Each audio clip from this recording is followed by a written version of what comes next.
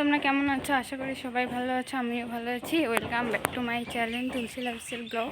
তো আমি সকাল সকাল স্নান করে নিচ্ছি। আমি যাব কালকে আমাদের এখানে একটা কালী মন্দিরে পুজো হয়েছে। তো আজকে আমি যাব শিবের মাথায় জল ঢালতে। তো আমি তো এখনও রেডি হয়নি, চান করলাম, ঠাকুর মুছলাম। তো এখন আমি রেডি হব।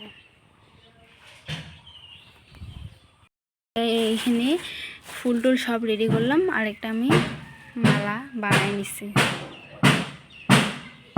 শিব ঠাকুরকে পরার জন্য।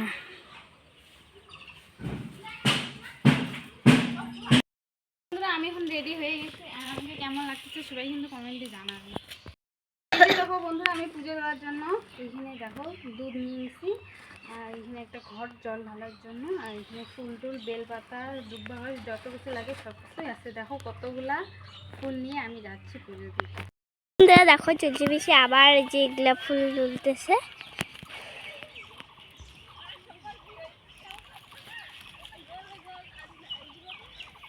দেখো কতগুলো ফুল হচ্ছে।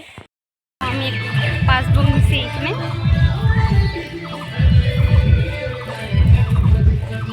চলে আসলাম পুজো দিতে। তো দেখো এখন আমরা ঢুকতেছি পুজোর মণ্ডপে। তো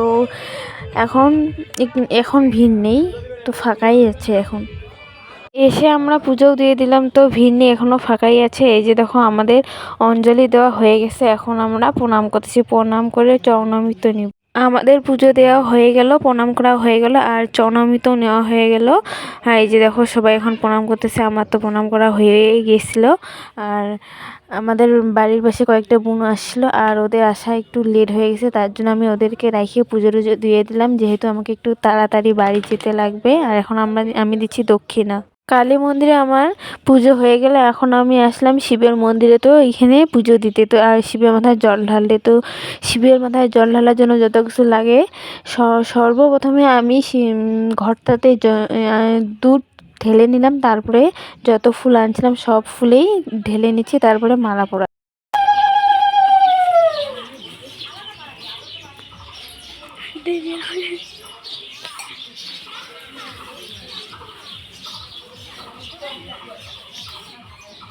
শিবের মাথায় আমার জল ঢালা হয়ে গেলো। তারপরে আমি আসলাম গ্রাম ঠাকুরকে ধূপকাঠি জ্বালাই দিতে। তো জ্বালাই দিয়ে আমি প্রণাম করে চলে গেলাম। এখন পুজো আমাদের কমপ্লিট হয়ে গেল। তো দেখো এখনও কিন্তু মন্দির ফাঁকাই আছে, ভিড় হয়নি। তো একটু পরে ভিড় হবে। আর এই যে দেখো আমাদের বাড়ির পাশে বুনুগুলো এখনই আসলো পুজো দিতে। তো একসাথে আসলাম, ওরা একটু আসতে লেট হয়ে গেছে, ওদের একটু আসতে লেট হয়ে গেছিলো, আর আমাদের তো পুজো হয়ে গেছিলো। তারপরে আমরা চলে আসলাম খিচুড়ি প্রসাদ খেতে। তো এখন আমরা প্রসাদ নিচ্ছি, এরপরে আমরা প্রসাদ খাবো। আমাদের পুজো তো হয়ে গেছে, আর এই যে খিচুড়ি নিয়ে আর প্রসাদ এইখানে আছে নিয়ে যাচ্ছি, আর চিড়াও নিচ্ছি দোকান থেকে।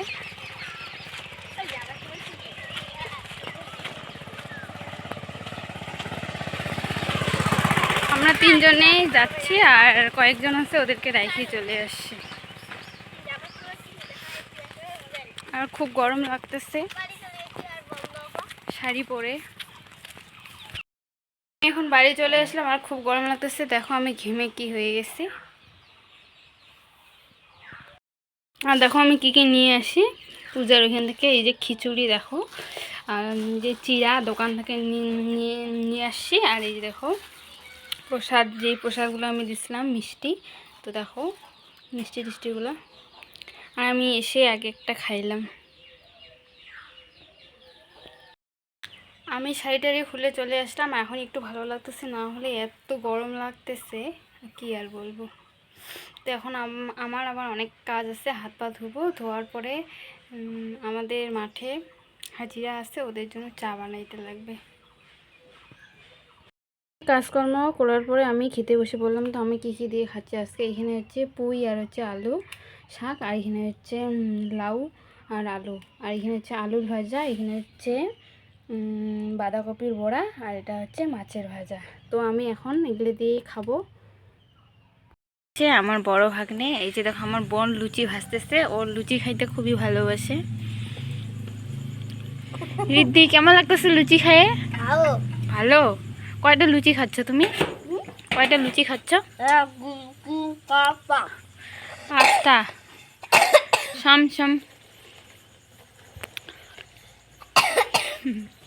রান্না কমপ্লিট। তো আমরা খাবো এখন ভাত, আর আমার বাবা খাচ্ছে রুটি, আর আমার ভাগ্নে খাচ্ছে হচ্ছে লুচি।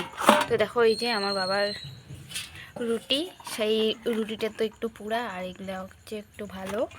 আর এই যে ভাত, আর এই যে দেখো আমাদের সবজি, আজকে সবজি। তো বন্ধুরা, ভিডিওটা এইখানেই শেষ করলাম। ভালো লাগলে লাইক কমেন্ট শেয়ার করতে কিন্তু ভুলবে না, আর চ্যানেলটিকে একটু সাবস্ক্রাইব করে দিবে। সবাই ভালো থাকবে, সুস্থ থাকবে। আজকের মতো টাটা, দেখা হবে নেক্সট ব্লগে।